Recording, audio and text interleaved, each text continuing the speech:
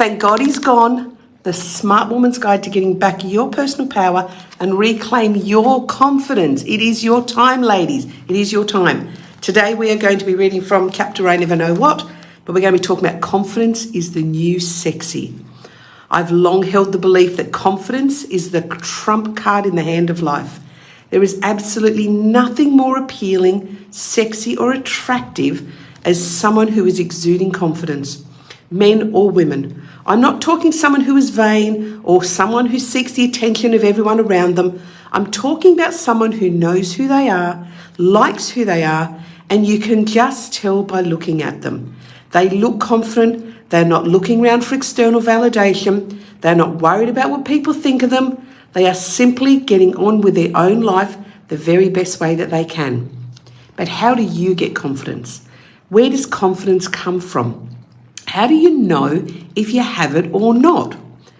While confidence is a birthright and we all are born confident, life and its challenges can knock that out of us.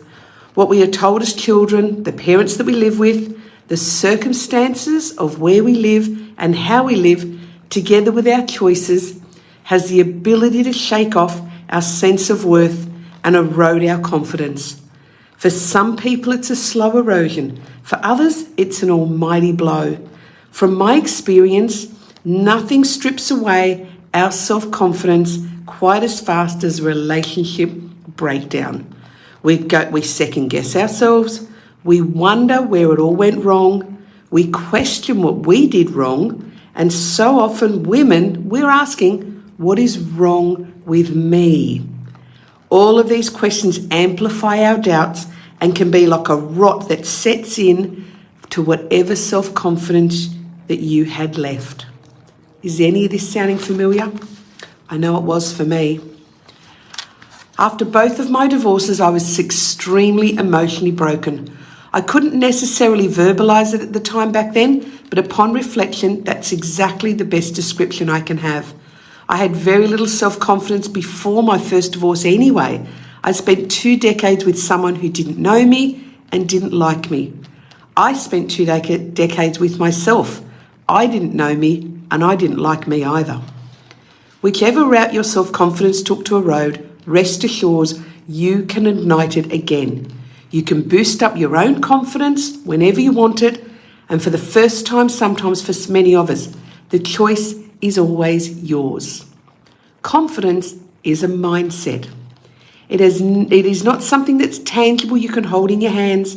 It's not something you can physically be taken away from you either. Your level of confidence is determined by that inner dialogue running on repeat in your own head. If you have dialogue that's telling you you're not good enough, your level of confidence will be low. If you have a dialogue running in your head that is uplifting, supportive, and reminds you how capable you are, your confidence is likely to be high. The more supportive and positive this dialogue, the greater the ability you have to grow too. It's like this wonderful cycle of growing and empowering and feeling great about who you are, then growing some more, then feeling empowered. You get the picture. Confidence also comes from liking who you are.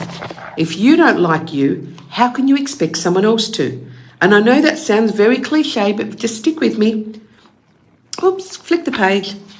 When we value something, we look after it in a specific way. People that we like, we speak to them in a certain way. People we deliver caring and compassion to our animals that we like, and we look after them in a specific way. So when you like yourself, you will speak to yourself and look after yourself in a very different way to when you don't like yourself. It makes sense that to improve our confidence, we do need to start by looking at our own sense of self. That has been today's book read. Thank you everyone who continues to buy the book. Thank God he's gone. Smart Woman's Guide to Get Back Your Personal Power, Reclaim Confidence. No man was bashed, beaten or berated in the writing of this book, ladies. It is a personal development and a personal leadership book for us. And I will see you again next Sunday.